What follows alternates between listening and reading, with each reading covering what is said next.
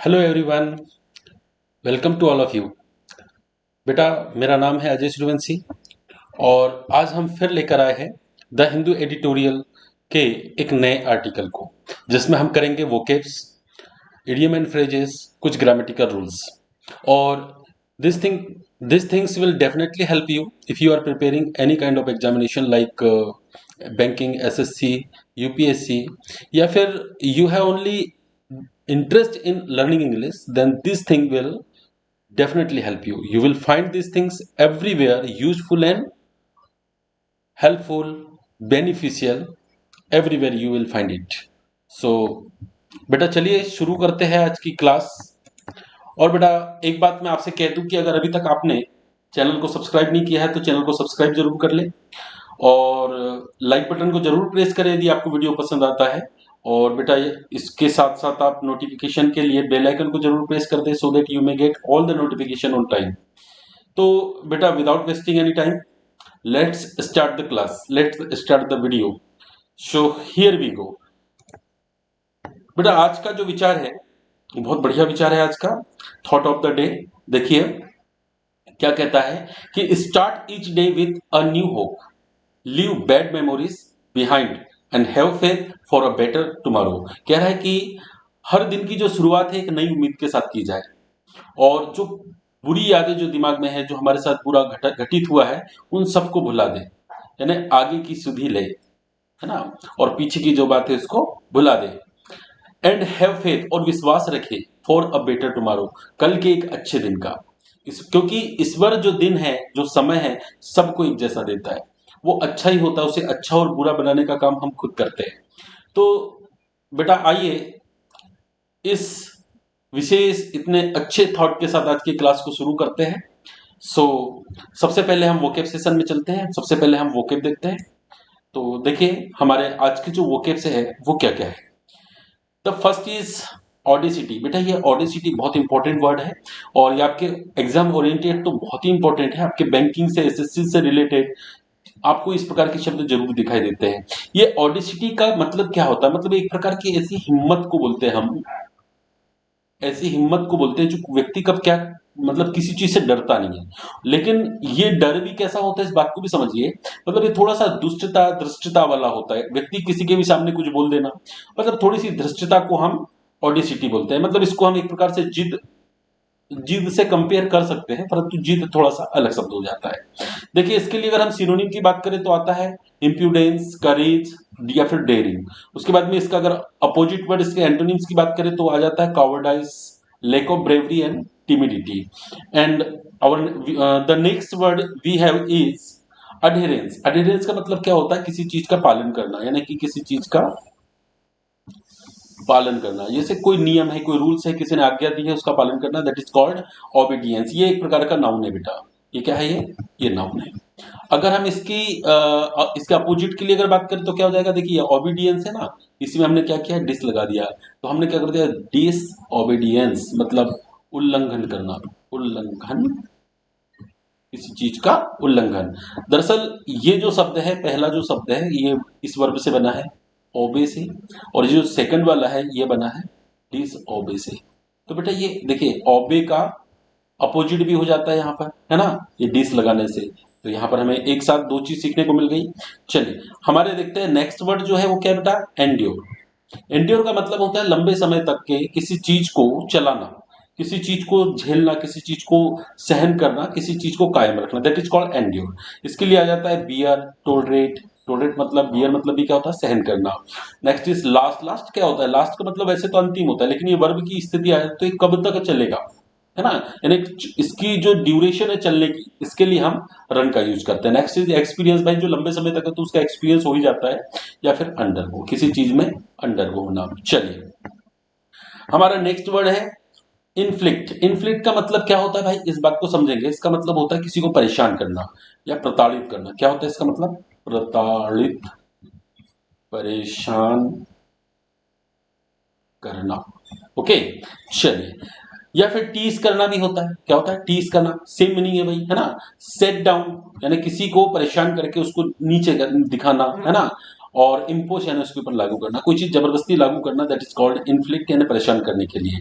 Next is reconcile. अब reconcile का मतलब क्या है बेटा, देखिए रिकंसाइल का मतलब होता है किसी चीज का समाधान निकालना। क्या होता है बेटा, समाधान, समाधान निकालना। चलिए भाई, तो समाधान निकालना that is called reconcile. Okay, तो इसके लिए क्या जाएगा, जैसे resolve, conciliate and next one is adjust. भाई एडजस्ट करना भी तो एक प्रकार से समाधान निकालना ही होता है ना। चलिए आगे देखते हैं। Next is aspirant. एस्पायरेंट का मतलब होता है इच्छा वाला व्यक्ति, यानी जिसके अंदर कोई चीज की इच्छा है। पहले अपन इसको क्लीन करते हैं। चलिए भाई, इसको, ये हो गया क्लीन। हाँ, तो एस्पायरेंट का मतलब होता है किसी चीज की इच्छा करना, करने वाला, सॉरी, है ना, करने वाला। तो ऐसा क्या हो जाएगा, एमबीएस, मतलब एक ऐसा व्यक्ति जिसके पास एक टारगेट लेकर चलता है, उसकी इच्छा है कि ये करना है। जैसे इसको हम क्या बोलते हैं, एस्पायरेंट। एक प्रकार से स्टूडेंट के लिए भी यूज किया जा सकता है बेटा। इसके लिए स्टूडेंट, तो स्टूडेंट का मतलब क्या होता है, यानी अपने लक्ष्य को प्राप्त करना ही तो होता है, अपनी नेक्स्ट चीजों को मतलब रोज नई चीज को प्राप्त करने वाला, है ना। एस्पायरेंट मतलब जिसका एक लक्ष्य हो, दैट इज कॉल्ड एस्पायरेंट। तो बेटा ये हुए आज के हमारे वोकेब्स। इसमें जो ऑडेसिटी है ये बहुत इंपॉर्टेंट रखता है, बहुत महत्वपूर्ण चीज है। और इसके बाद में अडेरेंस भी बहुत मोस्ट इंपॉर्टेंट है, एंड्योर भी और एस्पिरेशन भी।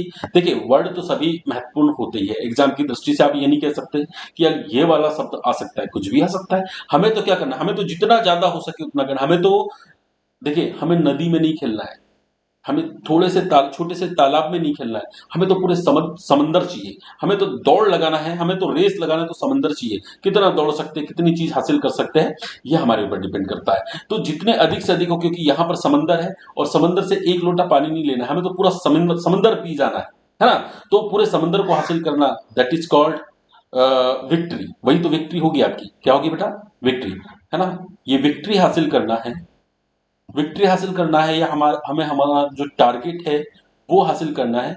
अगर आप एस्पायरेंट हो, क्या हो, एस्पायरेंट, तो एस्पायरेंट हो इसका मतलब आपको प्राप्त करने के लिए इस तरह, देखिए एस्पायरेंट कभी भी इस तरह से हासिल करने की कोशिश नहीं करता हूं, ऐसे सीधे चल के हासिल नहीं करता। वो कैसे हासिल करता है, वो ऊंचाइयों को हासिल करता है। एक ही जगह एक ही रास्ते चलने से क्या मतलब है, अपने रास्ते अपनी ऊंचाई बनाना, दैट इज कॉल्ड एस्पायरेंट। मतलब एक महत्वाकांक्षी व्यक्ति, उसे हम कहते हैं एस्पायरेंट। चलिए भाई, ये जो एस्पायरेंट है ना बेटे, ये एस्पायरेशन से ही बना है।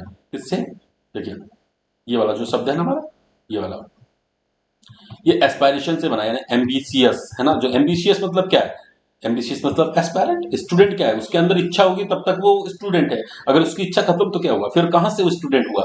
मतलब जब तक आपके अंदर सीखने की इच्छा, यू आर एन एस्पायरेंट, और जैसी आपकी इच्छा खत्म होगी तो फिर आप किसी मतलब का नहीं, मतलब निर्जीव हो जाता है, उसमें जान ही नहीं होती। जिसमें सीखने की इच्छा नहीं, उसमें जान ही नहीं है। चलिए आगे बढ़ते हैं। तो बेटा आगे जब हम और हाँ, इससे पहले कि अब आर्टिकल शुरू हो, मैं आपको एक छोटी सी बात बताना चाहूंगा कि हम शुरू करने जा रहे हैं अभी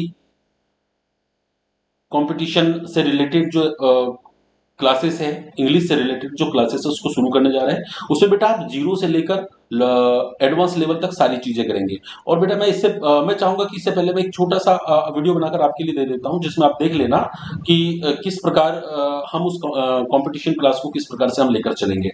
तो चलिए शुरू करते हैं। बिल्कुल मिस मत कीजिएगा एक भी क्लासेस को, क्योंकि आपको बिल्कुल ऐसे पढ़ाया जाएगा कि आपको ऐसा लगेगा जैसे आप किसी रेपुटेटेड बहुत बड़े इंस्टीट्यूट में बैठकर पढ़ रहे हैं, किसी बहुत बड़े शहर में। आपको कहीं जाने की जरूरत नहीं, आपको इस चैनल के माध्यम से हर चीज आपके आपके दरवाजे पर उपलब्ध करवाई जाएगी, है ना। तो इस मैं बस आपको सिर्फ जानकारी देना चाह रहा था। चलिए आज की क्लास शुरू करते हैं। मैं एक वीडियो बना दूंगा जिसमें हम वो बात कर लेंगे किस प्रकार से वो क्लासेस शुरू होगी। और सब कुछ फ्री रहेगा बेटा, टोटल यूट्यूब पर आपको सारी क्लासेस मिलेगी। बस आपको क्या करना है, चैनल के साथ बने रहना है, चैनल सब्सक्राइब कर लेना है। और प्रतिदिन जो है आपको वो क्लासेस अब मिलना चालू हो जाएगी। ज्यादा से ज्यादा 1 या 2 दिन के अंदर वो क्लासेस में स्टार्ट कर दूंगा। चलिए शुरू करते हैं आज का आर्टिकल। आज का आर्टिकल देखिए बेटा, आज का आर्टिकल बहुत बढ़िया है, बहुत सीखने लायक है और करंट अफेयर से जुड़ा हुआ है। और जो करंट जो हमारे मुद्दे, जो इश्यूज हमारे आसपास देशों में जो चल रहे हैं, उससे जुड़ी हुई बातें हम कर रहे हैं। आपको जैसे पता ही होगा, अवगत होंगे आप इस बात से, हम इससे पहले की क्लास में भी कर चुके हैं कि तालिबान ने क्या किया है, अफगान के काबुल पर जो अपना अधिग्रहण कर लिया है, जो कब्जा कर लिया है, और फिर वहां पर वो क्या कर रहा है, उसके ऊपर यहाँ पर जो है इस आर्टिकल को हमारे एडिटर साहब ने लिखा है। तो देखिए, कह रहे कि आफ्टर मैथ। देखिए, आफ्टर मैथ को पहले तो समझ लो, पहले तो ये बताओ मैथ क्या होता है भाई, ये तो पता होगा ना आपको। भाई ये तो सबको पता है, मैथ मतलब क्या होता है, गणित। और मैंने कहा भाई आफ्टर, आफ्टर यानी बाद में, यानी गणित के बाद। तो गणित के बाद मतलब पूरा अगर आपने हल कर लिया, पूरा गणित हल कर लिया, तो आपको मिलेगा क्या, आपको रिजल्ट मिलेगा ना बेटा। रिजल्ट क्या होता है, परिणाम, है ना। मतलब परिणाम कह रहे हैं कि आफ्टर मैथ, यानी कि ये जो परिणाम है वो क्या है भाई, परिणाम। कब परिणाम, कौन से परिणाम की बात कर रहे हैं कि own Afghanistan under the Taliban, कि अब जो अफगानिस्तान है ये तालिबान के पूरे नियंत्रण में आ गया, पूरा कंट्रोल में आ गया है। इसका यहां पर शासन चलने लगा है अफगानिस्तान पर, किसका, तालिबान का। तो कह रहे हैं कि पूरा कब्जा करने के बाद जो परिणाम सामने आए उसके बारे में हमारे एडिटर साहब इस आर्टिकल से बात करना चाह रहे हैं। देखिए क्या कह रहे हैं कि only the threat of global backless. देखिए बैकलेस को समझते हैं हम, है ना। बैकलेस, बैकलेस का मतलब होता है प्रतिक्रिया। कोई यदि आपके साथ कुछ होता है तो आप उसके प्रति क्या प्रतिक्रिया करते हैं। भाई अगर सामने वाला ताकतवर होगा तो हम क्या करते हैं, हम डर जाते हैं और शांत बैठ जाते हैं। या सामने वाला अगर हमसे कमजोर है तो हम उसके ऊपर आक्रमण करने की कोशिश करते हैं। या फिर अगर हम हमसे भले ही वो ताकतवर हो, लेकिन अगर हमारे अंदर जज्बा है, हम अगर किसी चीज को, हम अपने आत्मविश्वास को लेकर जी रहे हैं, हमारे अंदर हमारी इनर सेल्फ को ठेस पहुंच रही है और हम अपने इनर सेल्फ के द्वारा बात कर रहे हैं, हम अपने आप को ऊपर उठाना चाह रहे हैं, इनर पीस को हम मतलब प्राप्त करना चाह रहे हैं, देन इन दैट केस हम करते क्या है, हम इससे ना भाई सामना करते हैं, प्रतिक्रिया करते हैं। तो कह रहे कि ओनली द थ्रेट, ये सिर्फ एक धमकी है भाई, डर है, भय है, ऑफ ग्लोबल ब्लैकलिस्ट, यानी पूरे विश्व स्तर पर जो प्रतिक्रिया दी है इस पर कि कैन स्टॉप, कि ये रुक सकता था, द तालिबान, कि तालिबान में जो हुआ, फ्रॉम इन्फ्लिक्टिंग हार्म, यानी कि किसी को नुकसान पहुंचाने वाला, ऑफ अफगान सोसाइटी, यानी जो अफगान सोसाइटी। इसको पहले मैं क्लिक कर देता हूं, फिर इसका अपन समझते हैं इसको। कह रहे हैं कि आफ्टर मैथ यानी परिणाम, और अफगानिस्तान अंडर द तालिबान, यानी तालिबान के अंडर कंट्रोल होने के बाद में अफगानिस्तान पर क्या हुआ, इसका परिणाम। Only the threat of global backless, कह रहे हैं कि पूरे विश्व स्तर पर इस धमकी के प्रति जो प्रतिक्रिया होनी चाहिए, हो सकती है, कैन स्टॉप द तालिबान, वो और वो तालिबान को रोक सकती है। अगर पूरे विश्व के लोग इकट्ठे होकर अगर धमकी दी जाए, थ्रेट दी जाए, डर बताया जाए, है ना। भाई एक व्यक्ति को कोई भी डरा ले, लेकिन संगठन को कोई नहीं डरा सकता, कि तालिबान ने जो कब्जा कर लिया अफगानिस्तान पर, तो अब तालिबान को क्या चाहिए कि पूरी दुनिया एक हो जाए, बहुत सारे देश एक साथ मिल जाए और उसके सामने क्या करे, वैश्विक स्तर पर एक धमकी, एक डर उत्पन्न करे। थ्रेट, थ्रेट मतलब क्या होता है, डर। तो क्या होगा, तालिबान फ्रॉम इन्फ्लिक्टेड हार्म, तो शायद तालिबान अपने ये अत्याचार करने का काम जो है कहां पर, अफगान अफगान की सोसाइटी में, वहां पे समाज में, वहां के लोगों पर, है ना। तो शायद वो उसको रोक सकते हैं हम। कह रहे कि अगर विश्व स्तर पर सब इकट्ठा होकर यदि इस तालिबान के लिए एक डर उत्पन्न कर दे, एक नियम लगा दे, एक धमकी अगर दे दे, या पूरी विश्व एक साथ आकर बोले, तो रुक सकता है अफगानिस्तान की सोसाइटी पर इस तालिबान के द्वारा जो प्रताड़ना, जो उन्हें कष्ट दिए जा रहे हैं, उन कष्टों को रोका जा सकता है। चलिए भाई, अब हम यहां से आर्टिकल शुरू कर रहे हैं। कह रहे हैं कि as nations come to terms with the abrupt change of regime in Afghanistan। जैसा कि अफगानिस्तान को अगर देखा जाए तो ये बात अब सभी ने मान ली है कि यहाँ पर मतलब तालिबान ने पूरी तरह कब्जा कर लिया है, तो दे विल सीक, यानी कि अब वो लोग जो है, पूरी दुनिया के जो देश लोग हैं, बाकी लोग, मतलब वो लोग जो है विल सीक, इस बात का आंसर मांग रहे हैं टू मेनी क्वेश्चन, उनके पास जो क्वेश्चंस है about the nature of new Taliban government, कि ये जो नई तालिबान की जो गवर्नमेंट है, इसका नेचर, इसका व्यवहार कैसा होगा, that controls most of the territories, जो कि सब बहुत अधिकांश अफगानिस्तान के क्षेत्रों में जो है इनका कब्जा हो चुका है। तो भाई पूरे राष्ट्र, पूरे जो देश है एज नेशंस कैंप, भाई ये जो जितने भी देश है ये, है ना, ये सारे देशों ने मिलकर मान लिया, इस बात को स्वीकार कर लिया है कि जो बदलाव अभी हुआ है शासन का कहाँ पर, अफगानिस्तान में, तो इस अफगानिस्तान को उन्होंने एक्सेप्ट कर लिया कि भाई चलो ठीक है, तालिबान ने उसको कब्जा तो कर लिया, चलो ठीक कोई बात नहीं, लेकिन वो कह रहे हैं कि दे विल सीक, परंतु ये सभी देश जो दूसरे देश है ये इस बात की मांग कर रहे हैं, इस बात की तलाश कर रहे हैं आंसर्स इस सवाल की टू मेनी क्वेश्चन, और उनके पास जो बहुत सारे क्वेश्चन उत्पन्न हो रहे हैं क्या, कि about the nature of the new Taliban government, कि ये जो नई तालिबान की जो सरकार बनी है यहाँ पर, इसका व्यवहार कैसा होगा, that controls most of the territories, जो कि अधिकांश क्षेत्र पर कब्जा कर लिया, उस पर जो शासन कर रही है। तो बाकी देश वालों का कहना है कि भाई आपका जो शासन करने का तरीका रहेगा वो कैसा रहेगा, ये प्रश्न उनके मन में उठ रहे, क्या आप लोग सताएंगे, परेशान करेंगे, या शांतिपूर्ण तरीके से आगे शासन आप यहाँ पर करेंगे। फिर देखिए क्या कह रहा है कि almost as an emergency measure that reflects the sense of alarm in Afghanistan prospects of stable future. भाई अफगानिस्तान का जो स्थायित्व वाला जो फ्यूचर है, यानी इसका जो भविष्य है वो स्थायित्व होना चाहिए, इसको लेकर जो सेंस है वो चिंतित है, अलार्म है। इमरजेंसी मेजर्स कह रहे हैं कि अधिकांशतः जो इमरजेंसी मेजर्स है, मतलब जो मापदंड जो देखे जा रहे हैं उनसे वो रिफ्लेक्ट कर रहे हैं, वो इस बात को बता रहे हैं कि चिंताजनक विषय है, कि चिंता का कारण है इन अफगानिस्तान में। कैसे चिंता का कारण है भाई, कि प्रोस्पेक्ट मतलब यहाँ की अगर समृद्धि, यहाँ की जो कार्य प्रणाली इसको देखा जाए तो यहाँ पर बड़ी चिंता की बात है स्टेबल फ्यूचर की, अफगानिस्तान के स्थायी फ्यूचर को लेकर। कह रहा है कि US president Joe Biden and UK prime minister Boris Johnson, ये भाई क्या हुआ, एक मिनट इसको अपन क्लियर करते पहले।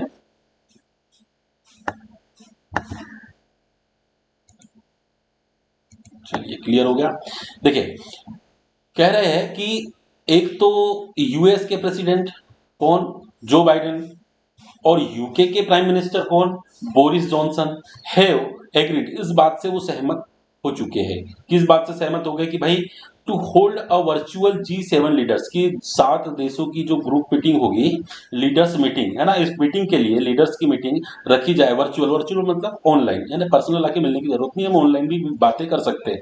तो अब इस बात की सहमति दी है यूएस के प्रेसिडेंट बाइडेन ने और यूके के जो प्राइम मिनिस्टर है जॉनसन ने, कि अब हमें एक ऑनलाइन मीटिंग रखनी चाहिए G7, मतलब जो 7 देशों ने मिलकर जो एक मीटिंग ने रखनी चाहिए टू डिस्कस, और इस बात पर डिस्कस करने के लिए एक कॉमन स्ट्रेटेजी मतलब एक जो रणनीति है कॉमन एंड अप्रोच, और वहां पर जो अप्रोच लगाए जा रहे हैं उसके ऊपर डिस्कस करने के लिए। यट मतलब फिर भी अभी भी it will be a complex and likely frustrating, कह रहा है कि ये अभी भी कैसा है, कॉम्प्लेक्स है, बड़ा जटिल है, बड़ा उलझाने वाला है, एंड लाइकली और लगभग इस प्रकार का है, फ्रस्ट्रेटिंग मतलब बड़ा चिड़ उत्पन्न करने वाला काम है ये।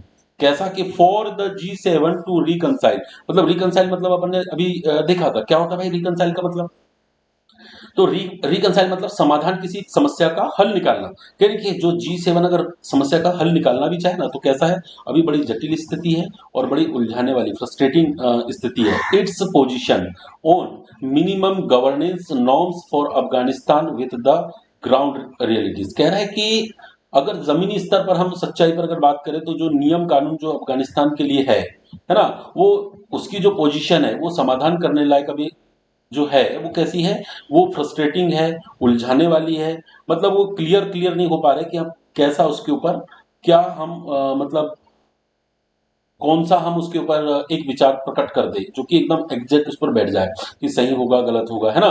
Task for G7 to reconcile its position on minimum governance norms for Afghanistan with the ground realities. आगे देखेंगे of rule by the Taliban, यानी तालिबान ने जो रूल वहां बनाए हैं उसके अनुसार ये बताना मुश्किल है कि अब वहां पर क्या होगा। इन इट्स मई 2021 यानी 2021 के मई में फॉरेन यानी विदेश मंत्री मिनिस्टर फॉरेन मिनिस्टर कम्युनिक मतलब होता है किसी प्रकार का घोषणा पत्र, है ना। द G7 नोटेड, G7 यानी 7 कंट्रियों ने नोटेड किया था दैट सस्टेनेबल, वो कायम रखने के लिए, वो कायम है कि नहीं है अभी, मतलब जो G7 ने जो नियम बनाए थे भाई इन नियमों को यहाँ पर पालन किया जाएगा कि नहीं किया जाएगा। इंक्लूसिव पॉलिटिकल सेटलमेंट यानी राजनीतिक सेटलमेंट के लिए would be the only way, सिर्फ एक ही रास्ता बचा है to achieve a just and durable peace, मतलब एक जस्ट मतलब न्यायिक रूप से और एक ड्यूरेबल मतलब टिकाऊ रूप से शांति एंड बेनिफिट्स हो ऑल अफगानिस्तान, यानी सभी अफगानिस्तानों का भला हो, इसके लिए जो एक पॉलिसी बनाई गई थी। तो इसके ऊपर ये जो तालिबान है ये फॉलो करेगा कि नहीं करेगा, इस बात को लेकर थोड़ी सी अभी उनकी मीटिंग करना है। और कह रहे हैं कि मीटिंग में अगर इस मुद्दे को रखते भी है तो वो होगा कैसा, वो जो मीटिंग है एक्चुअल में वो बहुत ही ज्यादा फ्रस्ट्रेटिंग रहेगी और कॉम्प्लेक्स रहेगी।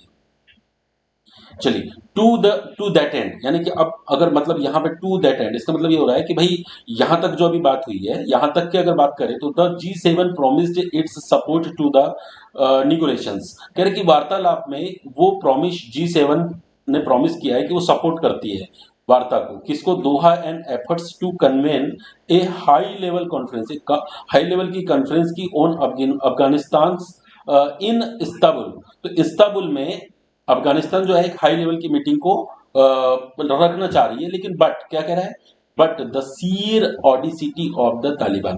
देखिए सीर का मतलब क्या हुआ, यानी पूरी तरह से, ऑडिसिटी मतलब धृष्टता, यानी बात नहीं मानना, जिद, यानी पर पूरी तरह से जो धृष्टता जो जिद है of the Taliban take over, यानी टेक ओवर यानी उन्होंने जो कब्जा किया तालिबान वालों का, उनकी एक धृष्टता है। And its promise to make sharia orthodoxy the basis of jurisprudence suggests that Taliban interlocutors attending this parleys may not truly represent the voice of their commanders and administrators on the ground। अब देखिए क्या कह रहा है, कह रहे कि जो तालिबान लोगों ने अपनी जो धृष्टता के साथ में जो कब्जा तो कर लिया है, अब ये पूरी तरह से वो धृष्टता दिखा रहे हैं और कह रहे कि प्रॉमिस मेक सीरिया ऑर्थोडॉक्सी, और इस बात का वो वचन भी दे रहे हैं कि पूरी तरह से जो सीरिया है ना, यहाँ पे पूरी रूढ़ीवादी लगा देंगे, यानी बहुत पुराने नियमों को यहाँ पर लगा दिया जाएगा, रूढ़ीवादी जो नियम है उनको यहाँ पर अप्लाई कर दिया जाएगा, इंप्लीमेंट कर दिया जाएगा, इम्पोज कर दिया जाएगा। बेसिस ऑफ यानी किसके आधार पर, ये धर्म ग्रंथों के जो नियम है ना, ज्यूरिस्प्रूडेंस मतलब जो ग्रंथों में जो लिखा हुआ है, इनकी किताबों में जो लिखा है वो उस नियम के आधार पर, suggest that Taliban interlocutors attending these parleys. अब देखिए क्या हो रहा है, ये जो मीटिंग है ना, इसमें जो मीटिंग करने वाले जो बात करेंगे, यानी इंटरलोक्यूटर्स मतलब वार्ता करने वाले, वार्ताकार, ये लोग क्या करेंगे मीटिंग में, may not truly represent the voice of their commanders and administrators on the ground, यानी अगर जमीनी स्तर की बात करें तो वो वहां के शासक और वहां के जो कमांडर्स है उनकी जो आवाज है उसको रिप्रेजेंट पूरी तरह से शायद नहीं करेंगे, मतलब फॉलो नहीं करेंगे। भाई वो जो G7 की जो मीटिंग भी होगी ना, उसमें जो होंगे तो वो शायद वो फॉलो भी ना करे कि तुम्हारे नियमों को हम नहीं चलाएंगे, भाई हम तो हमारी जो रूढ़िवादी जो धर्म में कहा गया है उसके अनुसार हम काम करेंगे।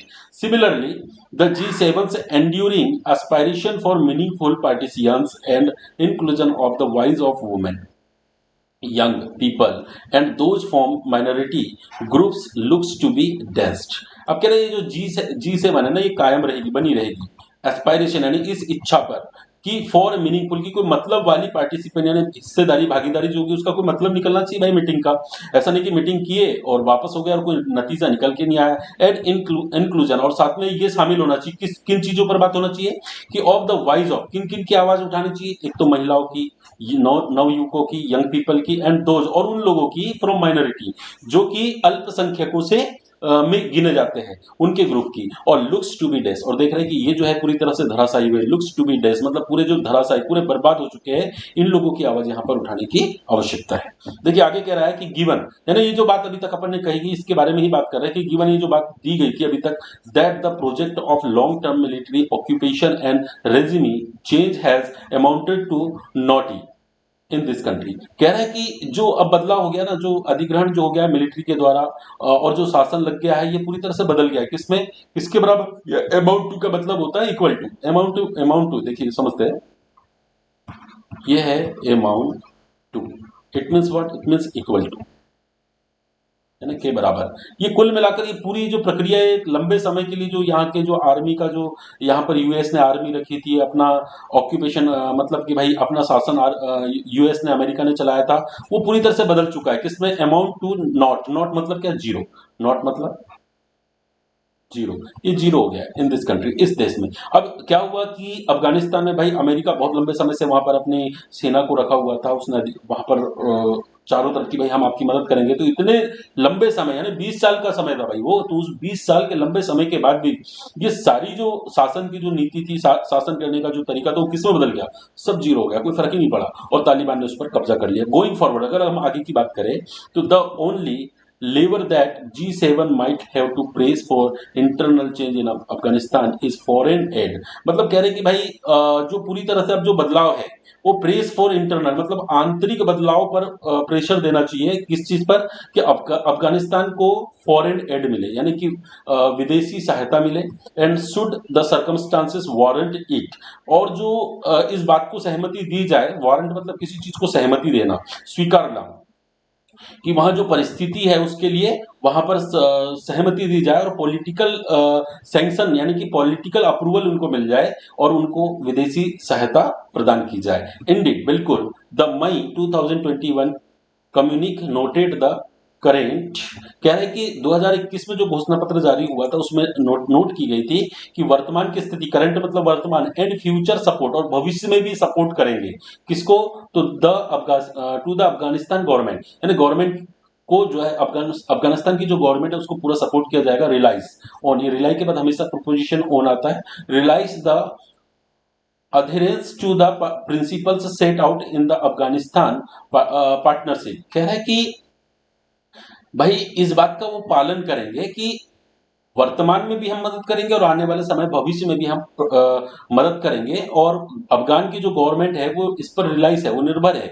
और प्रिंसिपल यानी जो इस प्रकार के जो सिद्धांत का जो सेट बना हुआ था आउट इन अफगानिस्तान और पार्टनरशिप का framework and progress towards the outcome, ये उसका परिणाम है कि in the Afghanistan nation peace and development framework second as decided upon the November 2020 Geneva डेनोस कॉन्फ्रेंस। जेनेवा डेनोर कॉन्फ्रेंस में इस बात को तय किया गया था 2020 में नवंबर के महीने में, इस बात का फैसला किया गया था कि अफगानिस्तान में जो शांति बनी रहे और डेवलपमेंट विकास होते रहे, इसके लिए हम वर्तमान में भी आपकी मदद करेंगे और आने वाले भविष्य में भी आपकी मदद करेंगे। यट, लेकिन फिर भी, if there is one single that the conditional norms elucidated by the G7 will be brazenly disregarded by the Taliban, it is that they have already been disgraded to the extent that the Islamic group has been linked to numerous attacks on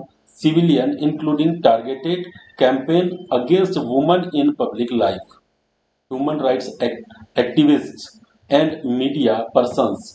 This means calls for, अच्छा पहले यहां तक देखते हैं।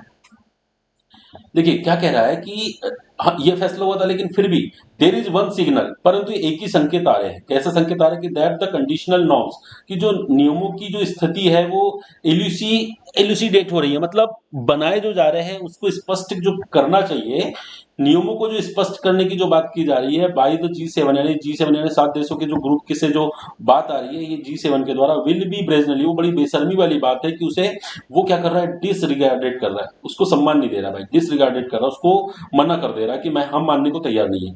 Bye the Taliban, किसके द्वारा ऐसा किया जा रहा है? तालिबान उसको मानने से मना कर दे रहा है। It is that they have already been degraded to the extent, मतलब वो इस हद तक हो गया है, इस हद तक वो मानने को तैयार नहीं है कि दैट द इस्लामिक ग्रुप, की जो इस्लामिक ग्रुप है हैज बीन लिंक्ड, वो जुड़ा हुआ है किससे? न्यूमरस अटैक्स ऑन सिविलियंस, वो किस बात से जुड़ा हुआ है? सिविलियंस के ऊपर कई अटैक हो चुके हैं, इंक्लूडिंग टारगेटेड कैंपेन्स, कई कैंपेन को उसने टारगेट किया है, अगेंस्ट वुमन को, मतलब महिलाओं के खिलाफ, इन पब्लिक लाइफ यानी पब्लिक की लाइफ में, ह्यूमन राइट्स एक्टिविस्ट मतलब मानव अधिकार के लिए जो मतलब जो बात रखने वाले जो एक्टिविस्ट होते हैं, जो एक्टिविटी करने वाले जो क्रांतिकारी समझ लो उस प्रकार के जो लोग होते हैं, उनके लिए भी उन्होंने टारगेट बना के रखा है। मीडिया पर्सन और मीडिया के ऊपर भी, कि भाई इनके ऊपर जो हम कहेंगे वही करना होगा, तालिबान का कहना है, हम किसी भी G7 के नियमों का पालन नहीं करेंगे। दिस मीन्स, इसका मतलब कॉल फॉर्स, मतलब ये डिमांड करता है, इसका जो अर्थ निकल के आ रहा है, क्या क्या डिमांड करता है?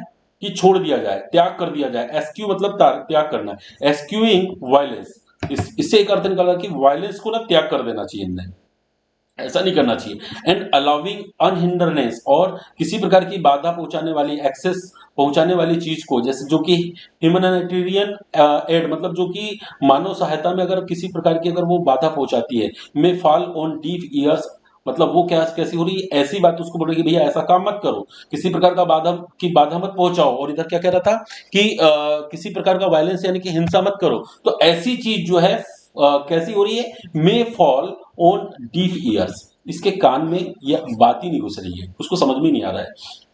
फॉल ऑन डी फॉल्स का मतलब अनसुनी कर देना, वो इस बात को अनसुनी कर दे रहा। अनलेस, यहां से फिर चालू हो रहा है, unless there is a punitive element, मतलब जब तक कि यहां पर कोई सजा देने वाली बात ना हो, कोई अच्छा बेहतरीन सा बड़ा सा दंड ना हो, तब तक कह रहा है कि दैट लैंड्स टीथ, जिसमें दम होना चाहिए। लैंड टीथ का मतलब दमदार बात। टू सच डिमांड्स, यानी ऐसी डिमांड जब तक के पूरी नहीं होगी, जब तक कि कोई दमदार बातें ना हो। If the Taliban have distilled past strategic learnings, और वो पास्ट की जो निष्कर्ष जो निकला था उस रणनीति से वो जब तक सीख नहीं लेता, it might hold out hope, तब तक हमें क्या है, इसकी उम्मीद रखना पड़ेगा। दैट दिस टाइम अराउंड, कम से कम अभी तक, दे will limit the damage they inflict on the fabric of main stream Afghan society. कह रहे कि अफगान सोसाइटी की जो धारणा थी, जो रूल्स था, फैब्रिक ऑफ मेन स्ट्रीम, उसकी जो सोच थी, उसको क्या कर रहा है, वो प्रताड़ित कर रहा है। इन्फ्लिक्ट यानी प्रताड़ित करना, इन्फ्लिक्ट यानी प्रताड़ित करना, और डैमेज कर रहा है, उसकी अपनी लिमिट को वहां तक लेकर जा रहा है। कहां तक कि उस अफगानिस्तान की जो सोसाइटी है, उसकी जो सोच थी, उसको भी डैमेज कर रहा है वो। If nothing for fear that the backless that it will bring from the global community. देखिए क्या कह रहा है कि अगर पूरी ग्लोबल कम्युनिटी यानी वैश्विक रूप से सभी देश एक हो जाए और फिर उसके ऊपर धमकी दे तो कह रहा है कि उसको फियर तभी लगेगा, तब तक के डर नहीं बन सकता। कब तक डर कब बनेगा, जब सभी देश के लोग इकट्ठे होकर बोले कि भैया तालिबान को डराना चालू कर दे। तो इस स्थिति में कह रहा का विल होगा वंस अगेन, एक बार फिर से ब्रेक यानी टूट जाएगा देयर ग्रिप ऑन पावर। तो पावर, सत्ता पर जो उनकी पकड़ है, वो शायद टूट सकती है, और तब तक नहीं टूट सकती जब तक सभी देश एक होकर उसको डराते नहीं, उसको धमकी नहीं देते हैं, उसके बारे में, उसके नियमों को पालन करने के लिए बोले कि भैया अफगानिस्तान के लोगों को आप ज्यादा परेशान नहीं कर सकते। तो पूरे देश ने मिलकर इसको डराना चाहिए, धमकाना चाहिए, या फिर ऐसा भी कहा जा सकता है समझाना चाहिए। तो फिर अगर ऐसा होता है तो शायद फिर वो मान जाए और उसकी जो ताकत है वो कम हो जाए। देखिए आइए हम सेंटेंस इस आर्टिकल से रिलेटेड जो हमारे डेली यूज के लिए जो चीजें आई, कुछ एक फ्रेज को हम देखते हैं। जो फ्रेज है हमारी कि फॉल ऑन डीफ ईयर्स। क्या है भाई, फॉल ऑन डीफ ईयर्स, इसका मतलब क्या होता है, इसका मतलब होता है अनसुना कर देना। डीफ ईयर समझते हो ना, डीप मतलब गहरा, ईयर मतलब कान, मतलब जिसको सुनाई ना दे, और उसी फॉल ऑन यानी उसमें जाके गिर जाना। कोई बात ऐसी जगह, ऐसे कान में बोलना जिसको सुनाई नहीं दे रहा है। तो कह रहे हैं कि सेंटेंस में हम इसको देख लेते हैं, पहले इसको मैं ये थोड़ा डिलीट करते हैं। चलिए, कह रहा है पहला सेंटेंस देखिए, you always fall my ideas and opinion. कह रहे हैं कि तुम जो हो ना भाई, ओपिनियंस कर देते उसको, है ना, ओपिनियंस। यू ऑलवेज, तुम जो हो ना, मेरे हमेशा उनको गिरा देते हो। फॉल कैसे, आइडियाज एंड ओपिनियन, मेरे आइडियाज को, मेरे ओपिनियंस को ऑन डीफ ईयर्स, तुम्हारे बहरे कानों में, जिसमें सुनाई नहीं देता। मतलब तुम हमेशा मेरे आइडियाज और मेरे ओपिनियंस को अनसुना कर देते हो। सेकंड और देखते हैं कि you always fall my complaint on deaf years, मेरी कंप्लेंट का तुम पर कोई असर नहीं होता है, मैं जो भी शिकायत करता हूं उसका तुम अनसुना कर देते हो। तो fall on deaf years. I hope आपको समझ में आया हो ये चीजें। चलिए भाई, आज की क्लास तो यहीं पर खत्म हुई। आज का आर्टिकल कैसा लगा, आज का वीडियो कैसा लगा बेटा, इस बात के लिए आप एक बार कमेंट जरूर कीजिएगा, मुझे आपके कमेंट्स का बड़ा बेसब्री से इंतजार रहेगा।